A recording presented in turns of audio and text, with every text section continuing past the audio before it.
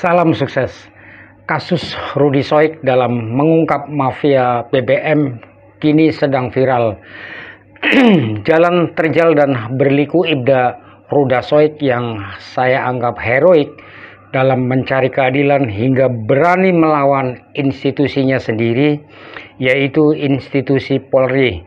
Ibda Rudy Soik berjibaku keras mencari keadilan ini hingga meninggalkan kampung halaman dari NTT menuju Jakarta. Bahkan per hari ini di NTT sendiri, aliansi masyarakat NTT sedang melakukan perlawanan dengan menggelar aksi unjuk rasa di depan Polda dan DPRD NTT yang mengungkapkan meminta untuk keadilan Ibda Rudy Soik yang dipecat karena mengungkap kasus mafia BBM ilegal di Kota Kupang. Kelompok aliansi masyarakat NTT yang beraksi melawan ini adalah cukup banyak. Misalnya ada Front Mahasiswa Nasional, Liga Mahasiswa Indonesia Demokrasi, Aliansi Gerakan Reforma Agraria, Ikatan Mahasiswa Timur Tengah Utara, Ikatan Mahasiswa Malaka, dan Forum Solidaritas Mahasiswa Belu. Karena berita ini sangat menarik dan sedang on proses, yaitu soal potret dari pengambilan langkah politik dalam menegakkan keadilan di era Presiden Prabowo Subianto ini, dan tentunya saya berharap Presiden Prabowo agar segera bisa untuk merespon kasus yang menimpa Ibda Rudy Soik ini. Oke, supaya narasinya urut dan faktual, kita langsung aja tonton videonya. Saya mau ceritakan dari awal supaya cerita ini menjadi utuh. Oke. Jadi kan saya dengar banyak yang mengatakan bahwa tidak ada yang disebut dengan penyalahgunaan pembelian minyak subsidi ya. Jadi saya mau pastikan saat ini saya membawa dokumen yang dimana dokumen itu menggambarkan tentang barcode nelayan yang dimiliki oleh salah satu pengusaha yang bernama Lau Akwan, pengusaha dari Cilacap. Itu poinnya. Kita nanti minyak nanti baru kita bicara lanjutan. Jadi begini. Jadi pada pusaran nelayan itu ada kelangkaan untuk mereka membeli minyak subsidinya. Atas informasi-informasi itu, saya memberitahukan kepada Kapolres pada bulan Juni, kurang lebih tanggal 15 Juni. Jadi kelangkaan ini nelayan membeli minyak subsidi, itu konsepnya di situ. Lalu saya menyampaikan kepada Pak Kapolres sampaikan kepada saya, lakukan penyelidikan. Tidak ada lakukan penertiban, lakukan penyelidikan. Maka di rentetan tanggal 15 sampai ke tanggal 22 itu saya mendapatkan bahwa benar residivis Ahmad Ansar ini mulai kembali bermain. Jadi maaf Pak Rudy, tahun berapa itu Pak Rudy? 2024. Ini 2024. Nah, saya tidak begitu kenal Ahmad Ansar. Jadi saya membuka atau saya memanggil anggota untuk membuka profil modus-modus operandi si Ahmad Ansar. Jadi Ahmad Ansar ini ada beberapa kali ditangkap, tapi ada yang membawa dia ke dalam penjara dan ada yang tidak. Yang pertama, dia pernah ditangkap membawa minyak ilegal 6 ton. Itu dipenjarakan. Lalu dia pernah membawa kurang lebih 4 ton, ditangkap oleh Sabara Polda, tetapi dia dilepas. Tapi anggota yang menerima suap dari dia 30 juta diproses disiplin. Itu 2. Yang ketiga, Ahmad Ansar pernah terlibat dalam pengiriman minyak ke perbatasan Timor Leste yang melibatkan oknum anggota Krimsus dengan cara mengambil minyak subsidi dimuat ke mobil industri. Itu profilnya dulu. Nah, kita kembali ke peristiwa bulan Juni 2024. Setelah saya mendapatkan informasi itu dari tanggal 15, melakukan cross check atau penyelidikan dan memasang cepu-cepu informan kami, maka tanggal 22 saya didatangi, rumah saya didatangi oleh salah satu oknum Polda yang bertugas di Direktorat Krimsus. Dia menyampaikan kepada saya, "Bang, kalau Awang tangkap minyak dampaknya ke Krimsus." Itu mungkin dia sudah memberikan saya warning atau menasihati saya kira-kira. Atas informasi itu, pada kejadian kebakaran di bandara, saya melaporkan kepada Kapolres. Ada kedatangan. Jadi kedatangan anggota Krimsus ini menyampaikan seperti yang tadi saya jelaskan. Kapolres bilang, udah kamu tegak lurus saja. Nanti kalau ada yang telepon dari Polda dalam hal ini, oknum pejabat, saya yang mengklarifikasikan. Sudah. Atas pernyataan Kapolres, saya buang perintah Kapolres itu harus menangkap minyak itu di grup. Ada saya bawa dokumennya. Semua anggota mengatakan siap dan siap dan siap. Komunikasi kita terus mengerucut untuk mencari tahu tentang benar tidak Ahmad bermain minyak atau tidak. Ternyata dari rentetan tanggal 20 sampai 24, saya pastikan Ahmad telah melakukan kegiatan pembelian minyak dengan cara menggunakan barcode. Nah, pada tanggal 25 pagi, saya didatangi oleh 3 anggota. Pagi hari. Ya, sekitar jam 9 lah. Mengatakan bahwa, Komandan, cek baik-baik, jangan sampai uang juga masuk ke Polres Kupang Kota. Gitu. Udah, kita tegak, Kapolres sudah perintah, kita harus hantam. Gitu. Jadi setelah sekitar jam 12.45, saya memimpin anggota 11, jumlahnya 11 orang, tambah saya 12. Dalam perjalanan dekat perempatan Polda, si yang senior ini bilang ke saya, Komandan, coba cek, jangan sampai kasat juga dapat. Nah, maka saya bilang menepi arah ke restoran Masterpiece yang dekat dengan Polda, dekat perempatan Polda. Jadi saya sampaikan, nggak etis kalau saya telepon ke tanya lewat handphone. Jadi saya bilang, Pak Kasat, saya memimpin anggota kita sekarang di Masterpiece, mau ke tempatnya Ahmad. Jadi sudah makan belum Pak Kasat, kira-kira saya ingat.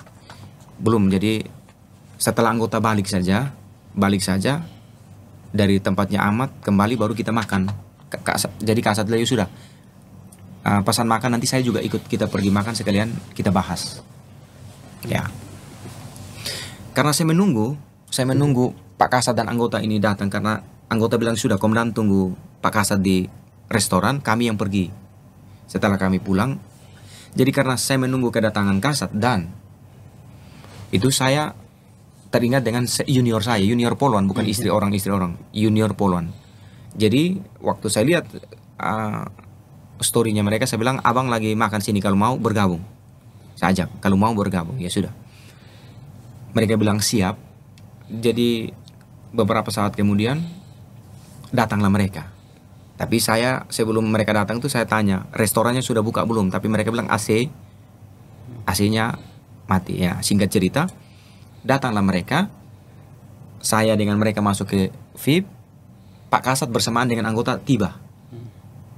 Lalu anggota parkir, karena mereka menggunakan motor, anggota parkir di samping resto itu jumlahnya 11. Jadi Kasat masuk terlebih dahulu.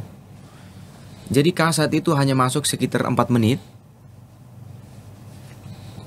Kita menunggu anggota masuk. Ternyata bukan anggota yang masuk, propam Paminal yang datang. Ya saya pikir ya biasa-biasa saja, kan kita lagi makan. Saya pikir ya sudah.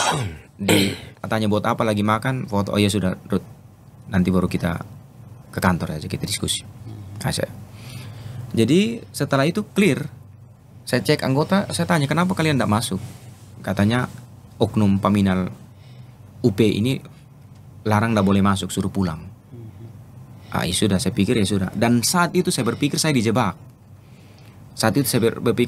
Karena kita sementara melakukan rangkaian penyelidikan BBM yang sudah langsung menyentuh Ahmad. Saya melaporkan ke Pak Kapolres, dan situasinya seperti ini. Karena seorang Kapolres mengatakan, Ruth, ada musuh dalam selimut. Itu beliau punya pernyataan. Ya, saya pikir sudah biasa, tapi sudah aman, Ruth, lanjut, kira-kira begitu. Jadi setelah saya konfirmasi ke Kasat terima uang dari orang minyak enggak, sudah. Jadi esok tanggal 26, saya pastikan bahwa peristiwa pembelian minyak ini menggunakan barcode, lau augan atau bukan. Ternyata ya. Makanya tanggal 27 saya bergerak dengan anggota itu ke tempatnya Ahmad. Saya kan tidak tahu tempatnya Ahmad. Kalau bilang saya memimpin, mereka tidak tahu. Mereka yang tunjuk tempatnya Ahmad kepada saya. Saya yang tunjuk tempatnya Ahmad. Nah, sampai tempat Ahmad itu, saya tanya Ahmad, benar enggak kamu selama ini beli minyak? Oh benar Pak, saya pakai untuk lamparan. Lalu pada tanggal 15 itu benar enggak kamu ada kasih anggota duit untuk pengawalan minyak? Dia bilang benar, 4 juta. Oke, Ahmad. Saya tanya, izin kamu ada enggak? Bilang ada. Oke, nanti tanggal 28 bawa. Saya bilang begitu. Ke kantor. Kan mau interogasi dia. Ya sudah. Terus saya tanya dia, selama ini kamu berkoordinasi dengan siapa? Dia sebut berkoordinasi dengan oknum anggota Propam yang pada tanggal 25 ada di Masterpiece itu. Lalu saya bilang, kamu jujur, kamu kasih minyak kemana? Sebutlah nama Al-Ghazali. Bahwa Juni dia kasih minyak ke Al-Ghazali itu 2 kali. Nah, atas dasar itu saya bilang, Ahmad tidak boleh main minyak ya, saya tutup ya, pakai polis lain. Dia setuju, pasanglah polis lain. Tidak boleh, saya bilang. Jadi karena saya tidak tahu tempatnya Al-Ghazali, saya minta anggota coba cek tempatnya Al-Ghazali. Sudah, bergeraklah kita ke Al-Ghazali.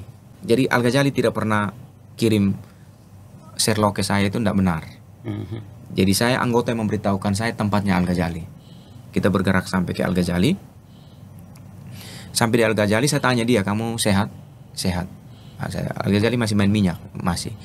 Jawaban dia saat itu langsung dia bilang, Pak, saya udah kasih uang 15 juta ke Kanit Tipiter. Saat itu dia bilang ke saya, dia berpikir Tipiter Polda. Saya tidak tahu Tipiter Polda atau dia berpikir saya pergi itu untuk mengambil jatah juga. Ya itu dia mungkin pemikirannya seperti itu. Lalu saya tanya, terus selama ini kamu kerja seperti apa? Dia ngomong bahwa saya kerja bagi hasil dengan Krimsus. Lalu terus dia sampaikan kalau Krimsus, minyaknya Krimsus itu minyaknya ilegal. Lalu saya tanya lagi, kamu kasih ke siapa lagi? Dia sebutlah ada beberapa yang berkaitan dengan anggota Polri. Ya sudah. Coba, jadi saya minta coba kamu perlihatkan saya gudangmu. Bawalah dia ke gudang. Ternyata saya lihat di situ kan kosong semua. Kenapa kosong? Saya bilang. Dia bilang dari hari Jumat tanggal 21 itu Krimsus sudah hubungi dia untuk tiarap. Nah, tiarap ini maknanya bisa kasih kosong, bisa tidak menimbun. Itu faktanya, ada rekamannya. Jadi saya bilang, nanti kamu sampaikan ke Krimsus dan Kanit Tipiter, saya datang untuk polis lain. Berhenti sudah. Karena tidak ada AMDAL, dia tidak punya izin semua. Clear di situ. Clear di situ, kita membuat laporan. Saya lapor kepada peristiwa pemasangan polis lain, kepada Kasat CRC dan Kapolres. Jadi Kapolres punya perintah, periksa. Lanjut, Kasat punya perintah, lapor ke Kapolres. Itu perintahnya. Dua-dua itu saya laksanakan. Clear.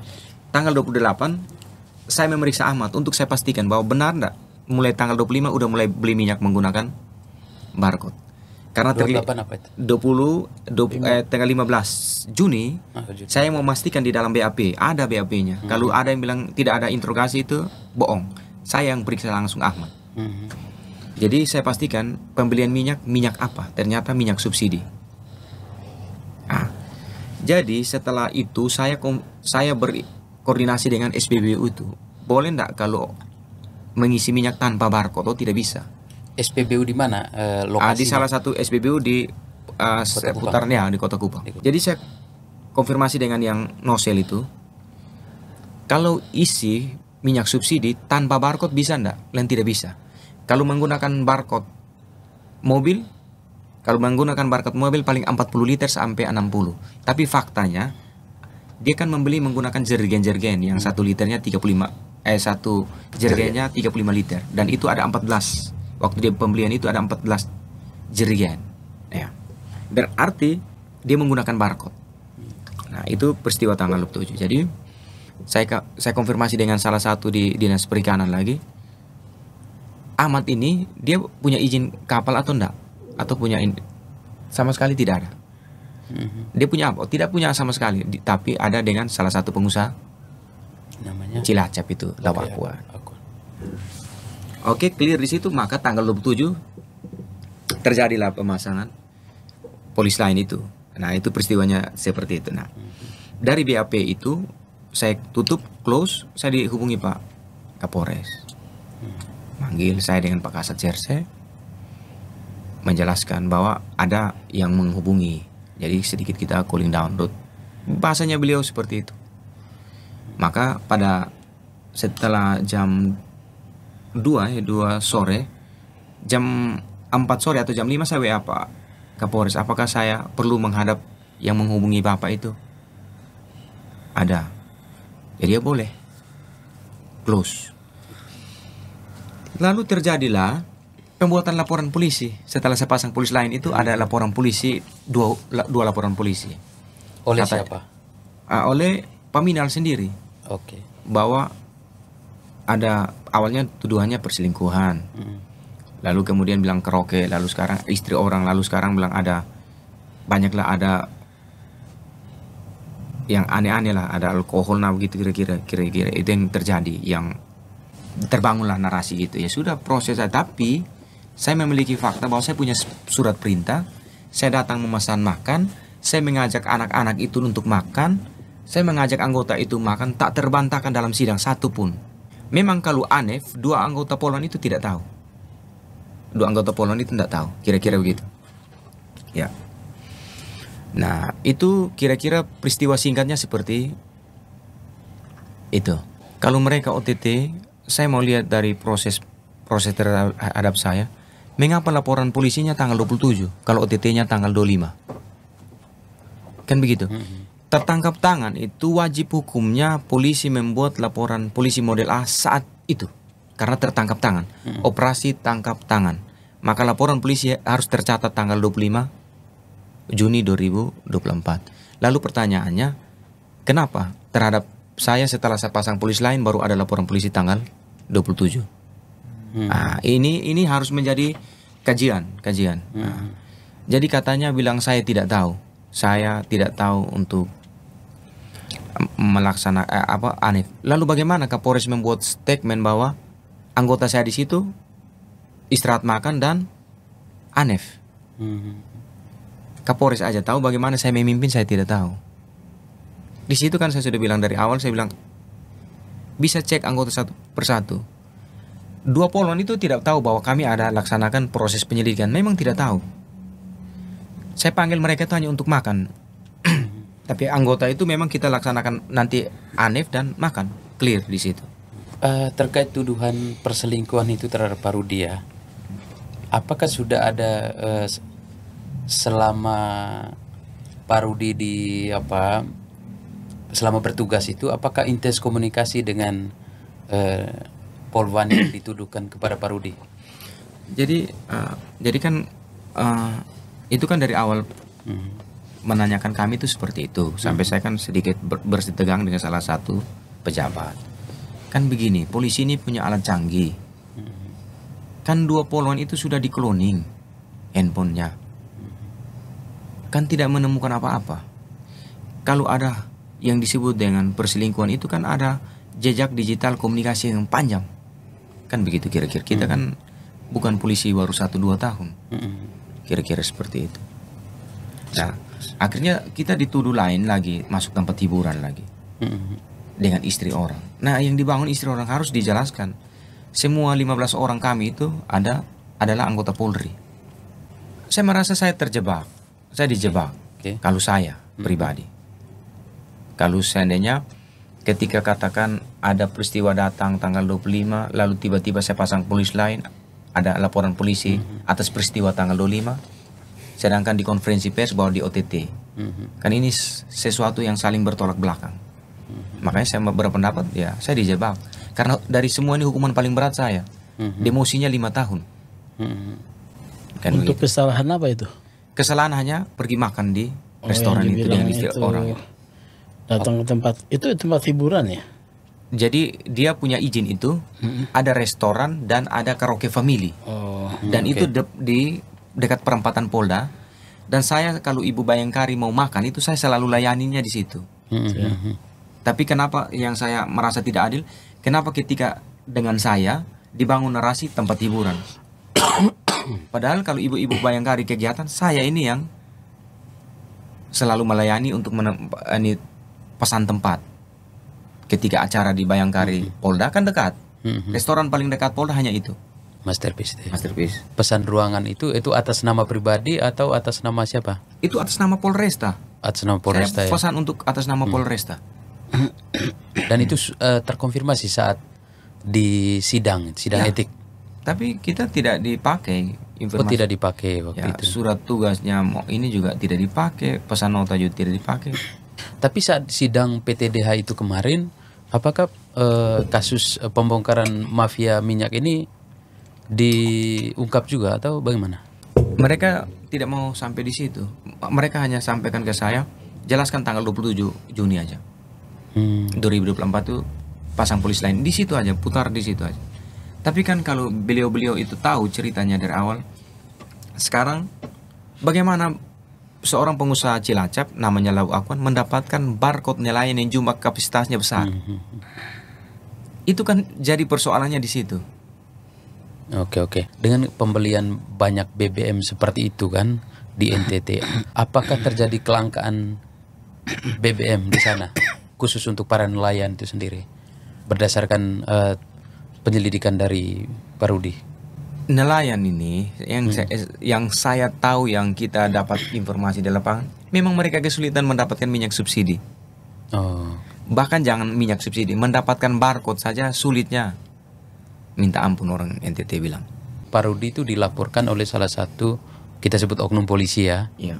namanya Pak Untung ya kalau nggak salah, dan itu dilaporkan ke Propam. Iya. Kira-kira alasannya apa Pak Rudi? Yang Pak Rudi tahu? Yang saya merasa begini, bahwa dia sahabat baiknya Ahmad Ansar. Oke. Dia punya hubungan baik dengan. Karena apa saya bilang? Salah satu yang menggambarkan dia punya kedekatan. Dia pernah menangkap anggota yang memeras Ahmad Ansar 30 juta ketika Ahmad Ansar membawa minyak ilegal. Tapi anggotanya diproses, Ahmad Ansarnya tidak diproses pidana. Apakah pimpinan tidak mencurigai polarisasi anggota seperti ini? Kan kira-kira begitu.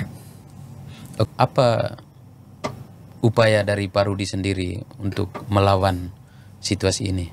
Jadi saya mengajukan banding karena oke. itu saya mengikuti aturan peraturan Kapolri. Saya mengikuti karena Polri ini bukan milik individu atau milik sekelompok orang. Ini satu lembaga besar yang disiapkan oleh negara. Jadi saya menggunakan hak saya, hak konstitusi saya untuk memperjuangkan hak saya. Upaya lain yang sekarang kan Pak Rudi dengan Pak Rudi sudah di Jakarta. Apa yang Persoalan ini kemudian bukan hanya melibatkan saja Rudi pribadi, tetapi ini juga berkaitan dengan kenyamanan dan keamanan keluarga. Oke. Ada beberapa peristiwa yang kemudian saya mengambil kesimpulan bahwa ini harus ada penanganan serius terhadap keluarga. Yang pertama, saat kedatangan para polisi itu ke rumah, anak Pak Rudi yang kurang lebih umur 8 atau 9 tahun itu menangis di belakang dan lari menjauh dari rumah. Ya, anak kecil ya Pak. Iya. Dengan psikologi yang belum begitu kuat, ketika melihat orang datang berbaju lengkap, semua menggunakan senjata, bukan senjata berat tapi senjata ini, artinya dia pasti psikologinya terganggu, apalagi datang dengan begitu banyak orang. Sudah begitu tetangga-tetangga semua itu kan keluar nih. Ini kan psikologi dia terganggu. Jadi saya berpikir ya, kita ke Jakarta paling tidak kita juga harus melaporkan kepada LPSK. Kita meminta perlindungan dari negara. Apalagi diikuti lagi dengan Propam dan oknum, bukan oknum ya.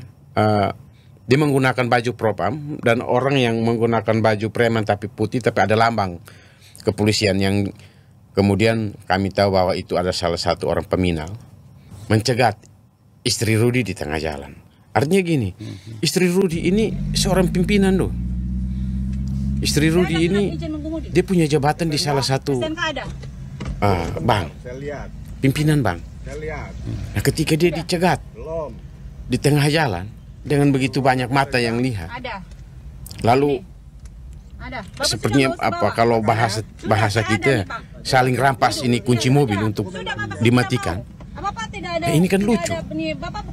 Kesantunan seorang anggota ketika berhadapan dengan masyarakat itu seperti apa?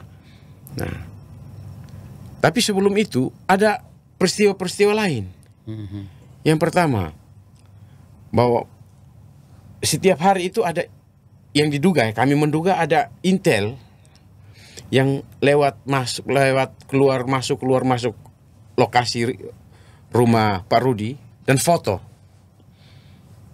Nah, waktu itu saya juga belum yakin bahwa itu intel. Kemudian saat saya ada di rumah Pak Rudi, ada drone yang di atas rumah Pak Rudi. Setelah kami telusuri, ternyata kami temukan bahwa ada kurang lebih 5 atau 6 orang menggunakan 2 mobil itu yang parkirnya kurang lebih 300 meter dari rumah Pak Rudi. Dan saat mereka kembali, mereka lewat rumah Pak Rudi. Artinya ini rentetan peristiwa yang menurut kami keluarga ini harus mendapat perlindungan dari negara.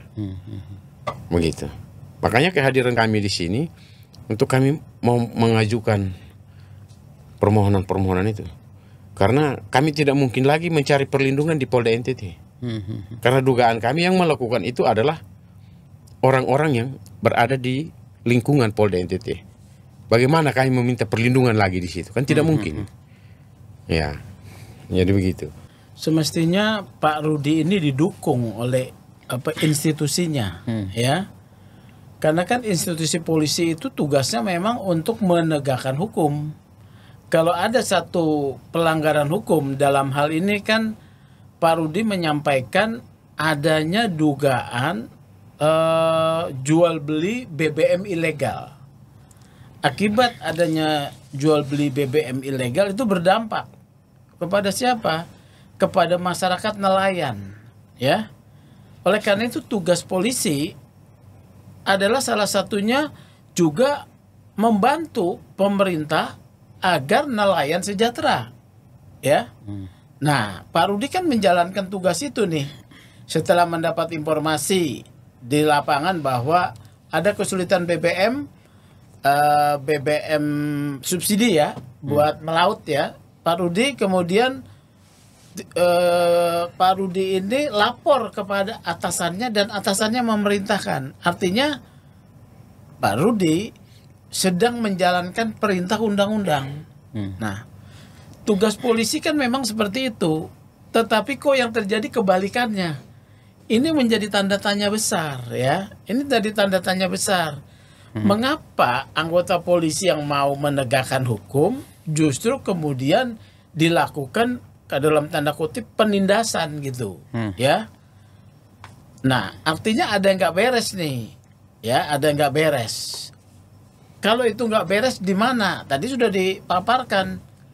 Ternyata ada dugaan Pak Rudi kan ini memprofiling ya, memprofiling siapa pelakunya yang bermain BBM ilegal. Ada nama tadi Ahmad Ansar. Dia rupanya sudah 4 kali terkena kasus BBM ilegal, bahkan pernah dipidana ya. Berarti dia ini melakukan lagi nih, telah diprofiling. Kemudian tadi saya melihat ketika sudah diprofiling dilakukan kalau polisi pemantauan kali ya, atau full bucket kali ya, pengumpulan bahan dan keterangan. Ada informasi bahwa ada informasi bahwa ada jual beli BBM ilegal. Bahkan tadi ditanya kepada Ahmad Ansar, benar dia mengakui, ya, mengakui. Kemudian ada juga bukti soal penggunaan barcode yang bukan menjadi haknya Ahmad Ansar, ya. Dia membeli menggunakan barcode subsidi punya orang lain, namanya Lo Akwan ya. Lo Akwan ya. Padahal dalam ketentuannya bahwa barcode yang dimiliki izin untuk membeli BBM ilegal yang diterbitkan oleh yang berwenang itu tidak boleh dipindah tangankan pertama, ya. Kemudian tidak boleh yang dibeli BBM ini dijual, harus digunakan sendiri oleh nelayan. Ini kan keterangan yang berurutan ya, sampai kemudian dilakukan full bucket lagi, ditanya Ahmad Ansar, ditanya lagi, ternyata dia mengakui dialihkan BBM tersebut. Ini rangkaiannya ada. Harusnya ini didukung untuk diberantas. Sampai tindakan Pak Rudi kemudian mempolis lain, ya, mempolis lain. Yang menarik ini ya, Pak Rudi kan memprofiling ya Ahmad Ansar dan siapa pemain-pemainnya ya. Ternyata dapat informasi, tolong dikoreksi ya Pak Rudi ya, bahwa ada oknum Paminal dengan nama Uka ya, kalau tidak salah namanya Untung Pati Peluhi, diduga ada terlibat nih bermain ya. Tadi disebutkan pernah ada orang Sabara menangkap BBM ilegal, menerima uang dari pihak yang menjual BBM, Sabaranya diproses ya, tapi kemudian si penyuapnya dilepas, kan begitu ya. Udah kecurigaan. Kemudian ketika mereka melakukan satu proses pulbakat penyelidikan ya, ada datang orang dari Krimsus ya tanggal 22 ya. Nah, kata-katanya dijelaskan. Ini Pak Rudi bohong apa benar nih? Benar. Nah, ya. Ada orang dari Krimsus, kalau ini ditindak berdampak ke kami. Ya, ini peristiwa harus dilihat. Artinya, ya, peristiwa Pak Rudi kemudian dipecat ini ada korelasinya kalau menurut saya dengan fakta-fakta bahwa ada oknum dari Polda ya yang terlibat di dalam mafia BBM ilegal. Saya meyakini ya. Saya meyakini itu. Nah, oknum ini kan kemudian merasa terganggu ya. Kemudian melakukan serangan balik. Ya. Dicari-cari. Tadi soal Pak Rudi sedang ada makan ya. Kebetulan ada 2 orang wanita, ada kasatnya, disangkanya sedang melakukan tindakan yang tercela. Diproses ya. Tadi itu yang diproses apa tadi? Di mana tuh diproses di KKIP ya? Iya. Hukumannya berapa? Saya demosi 5 tahun, sedangkan Demosi yang 5 tahun. tiganya Masa lagi ada, katakanlah benar ya, itu tempat hiburan, katakanlah benar. Masa ada di tempat hiburan dan apakah ada perbuatan tidak senonoh di sana? Ya, kalau tadi saya dengar tidak ada, hanya lagi duduk-duduk makan ya. Demosi 5 tahun. Ini ada yang orang sudah dipidana karena memakai sabu, polisi juga ya. Kemudian di proses KKIP juga kena demosi 5 tahun. Kualitasnya beda nih ya. Kemudian berturut-turut ada laporan. Kalau menurut saya ini serangan balik ya. Ya, saya mau disclaimer dulu. Tadi saya belum ke sini, Pak Kapolda NTT, Pak Kapolda NTT, Pak Daniel Silitonga WA saya bertanya apakah yang dinyatakan oleh Bapak di podcast sebelumnya ya itu adalah sudah terkonfirmasi. Saya bilang saya dapat informasi dan tidak jauh-jauh beda juga, dapat pengaduan dari Pak Rudi tentang masalah ini, dan itu pendapat saya. Kalau ada hal informasi yang berbeda, silakan kami dengar. Makanya saya sampaikan ya. Jadi saya lihat ini kasus yang menurut saya janggal. Pak Rudi dipecat janggal ya. Ini adalah upaya memberangus anggota yang ingin menegakkan hukum di internal. Menurut saya Pak Kapolda harus merevisi ini ya. Fakta tidak bisa dihilangkan ya. Fakta-fakta bahwa ada peristiwa tersebut, walaupun nanti mungkin Ahmad Ansar ini membantah lagi ya. Kemudian Al-Ghazali juga membantah ya. Ini tidak akan bisa dihilangkan. Pak Rudi punya bukti. Kemudian ada komunikasi dengan juga pimpinannya. Dia tidak bertindak liar. Atas perintahnya, atas dasar hukum. Kemudian terjadi perdebatan di ruang publik. Ini justru akan yang berdampaknya justru kepada polisi, institusi polisi. Sebaiknya ini ditegakkan faktanya yang benar ya. Ada 2 hal. 1, terkait yang namanya dugaan pelanggaran kode etik, silakan diproses, tapi proporsional ya silakan diproses secara proporsional. Kalau menurut saya yang soal pemasangan polis lain tidak ada kekeliruan di sini. Karena Pak Rudi punya sprint, ya, bekerjanya sah, ya, pimpinannya ada, bahkan kasatnya juga ada, ya. Harusnya kasatnya dong bertanggung jawab juga sama putusannya. Ternyata tidak, ya. Gitu ya. Kemudian tadi yang soal makan ini dicari-cari. Pendapat saya tetap sama. Proses kode etiknya dijalankan tapi proporsional dan adil. Yang tidak boleh dilupakan, tugas polisi secara konstitusi adalah menegakkan keadilan, kebenaran, penegakan hukum, yaitu bongkar soal mafia apa namanya BBM. Bahkan saya baru dapat data tadi dari Pak Rudi. Ada satu kasus mengena namanya Andreas Taulin, ya. Andreas Taulin dihentikan. Padahal saya searching berita itu ditangkap tertangkap tangan, ya. Ada barang buktinya. Waktu itu Pak Rudi belum di Jatanras, ya. Waktu itu saya di Krimsus. Tangkap tangannya di wilayah perbatasan daerah TTU. Iya ya. Kemudian tapi masuk wilayah Polda kan? Ya, Polda NTT. Tertangkap, ya. Namanya Andreas Taulin, ya. Gitu. Kemudian saya dapat data penghentiannya, kasus tersebut dihentikan, penyelidikan yang pakai. Kalau tertangkap tangan kan langsung naik sidik. Kalau dalam hukum, ya. Ya.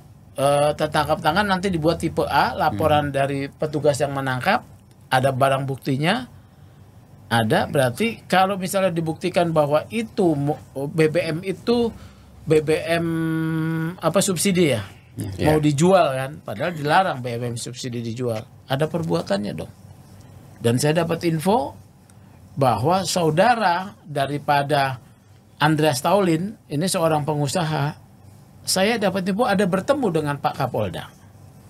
Nah, apakah waktunya ini bersamaan atau tidak?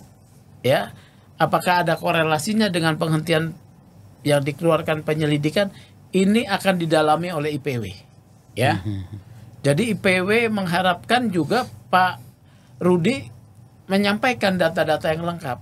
Ya, karena Pak Rudi ini sudah dinilai sedang melawan institusi. Tapi kalau Pak Rudi percaya bahwa Pak Rudi benar, Pak Rudi harus menegakkan hukum, ya, perjuangkan. IPW diminta, IPW sebagai lembaga pengawas kinerja kepolisian akan mendukung, tapi berikan data yang cukup akurat kepada kami. Kami akan sampaikan terbuka kepada pimpinan Polri. Pak Rudi harus memperjuangkan, ya, sampaikan. Kalau memang keadilan belum ada di sana, terus, ya. Tapi kami juga butuh faktanya. Yang hal-hal sensitif tidak ada masalah, ya.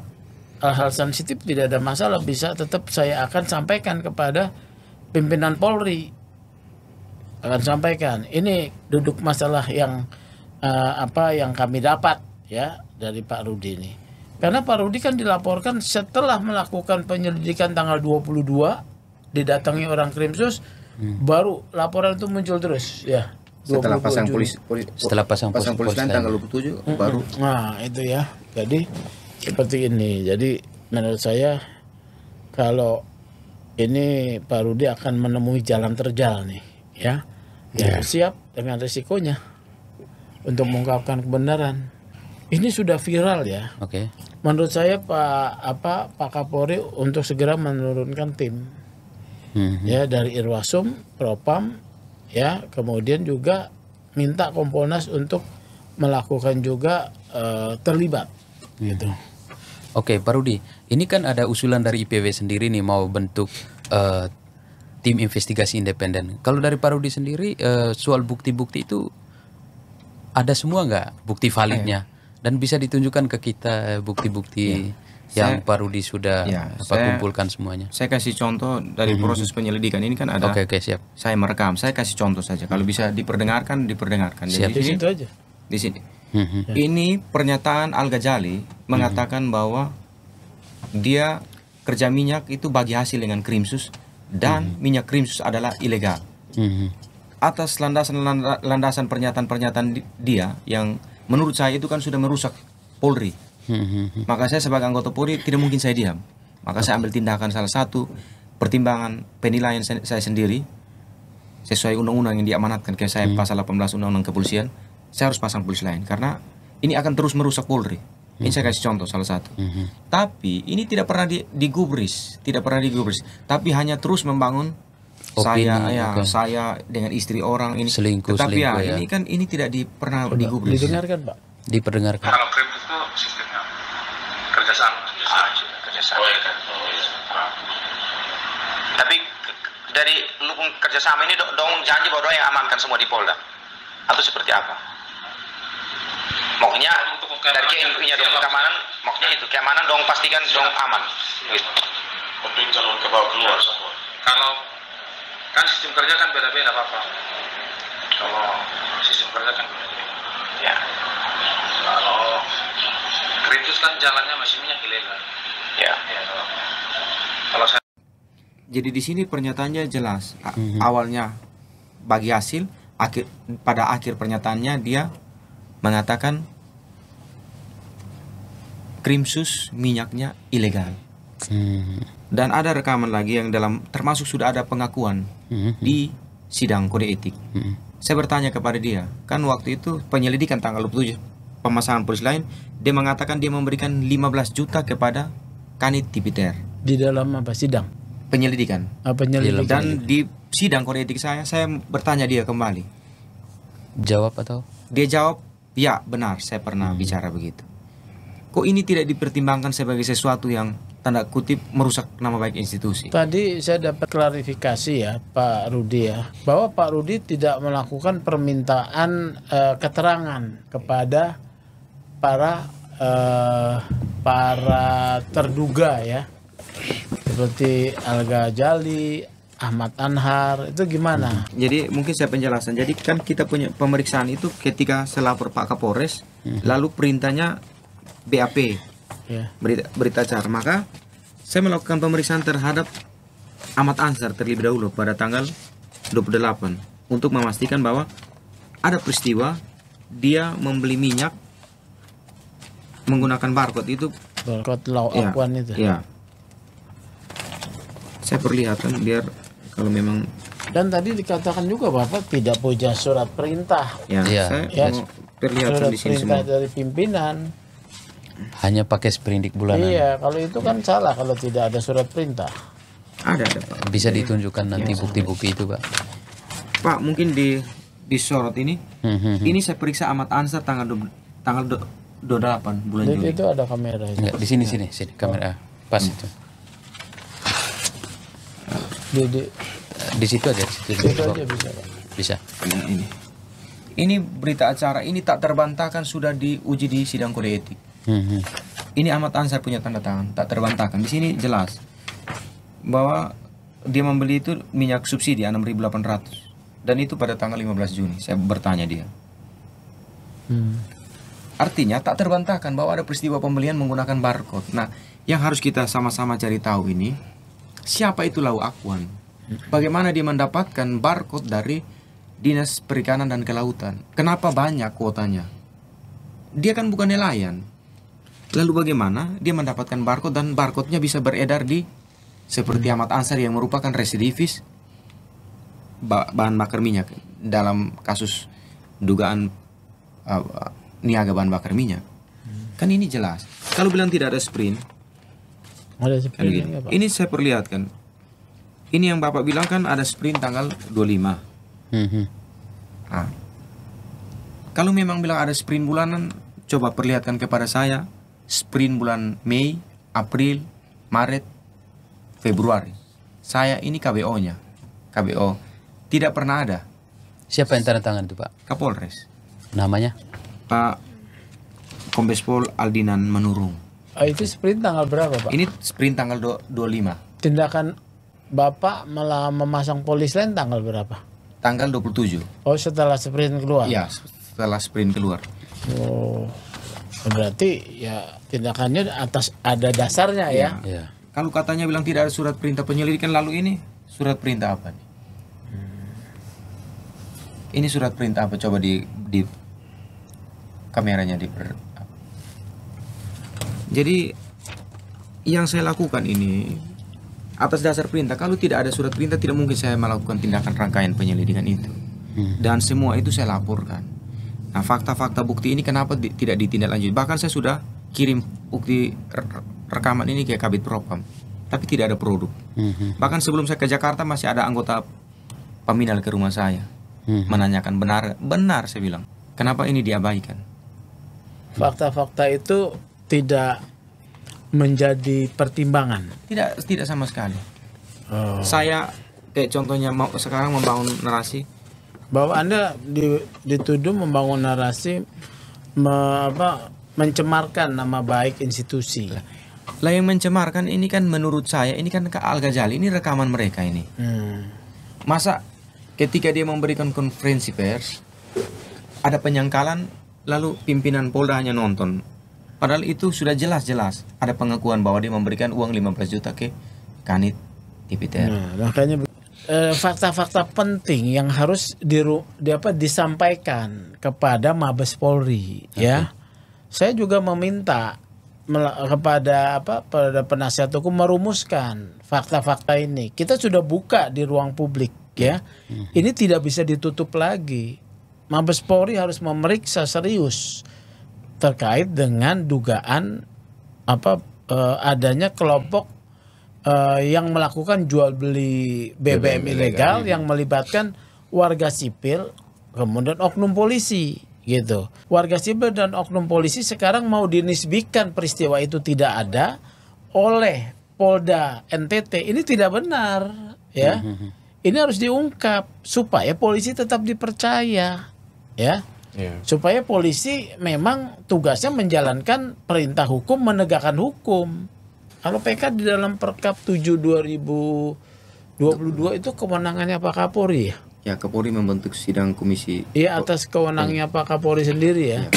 Nah, oleh karena itu tentang fakta peristiwanya ini harus disampaikan kepada Pak Kapolri menurut saya, ya. Supaya dibaca. Ini fakta yang tidak bisa ditutup-tutupi. Jadi ini kan saya sudah yakini bahwa ini kan kasus yang dicari-cari, di framing, menyerang moral saya sehingga orang melihat bahwa saya ini polisi buruk, sangat buruk. Jadi bahkan dari mulut Pak Kabid Humas menyampaikan di beberapa wartawan, saya ini polisi yang tidak berprestasi, tidak punya produk. Tapi sudahlah, itu cara berpikir beliau. Tapi saya mau bilang begini, Bapak Kabid Humas sebelum tugas di NTT, Bapak Kabid Humas tahu bahwa di NTT ini adalah kantong perdagangan orang.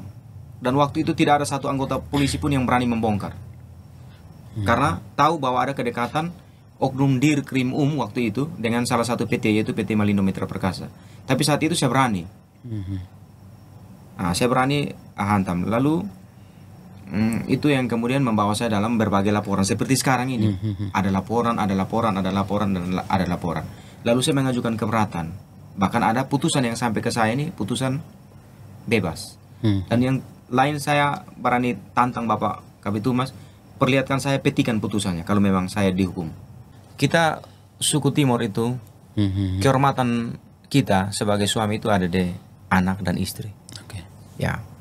Jadi terhadap mereka itu yang menahan, mencegal istri saya itu tidak diproses, tidak dibuat laporan polisi model A. Lalu katanya mereka menahan karena diduga saya akan meninggalkan. Kan video itu jelas. Istri saya kan bertanya mereka berulang kali, ada apa, dan ada apa. Kan mereka tidak menjawab.